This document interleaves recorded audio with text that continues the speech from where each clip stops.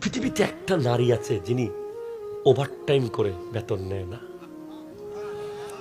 যিনি 24 ঘন্টা চাকরি করে বেতন নেয় না, যিনি চাকরি করার সময় প্রতি সেকেন্ডে সেকেন্ডে বকা খায়, বেতন নেয় না, যিনি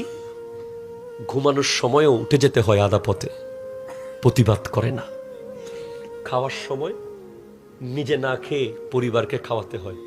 প্রতিবাদ করে না, বেশিরভাগ সময়ে পোড়া ভাতগুলো খায়, বেশিরভাগ সময়ে বেঁচে যাওয়া হাড্ডি হুড্ডি তরকারির এই সেইগুলো খেয়ে জীবন কাটায়। কোনোদিন মন খুলে বলে নাই, বাবা রে আমার একটা শাড়ি কিনে দিবি, বাবা রে আমার এক জোড়া জুতা কিনে দে।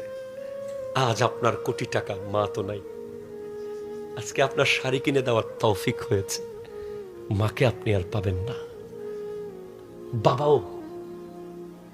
বাবা তো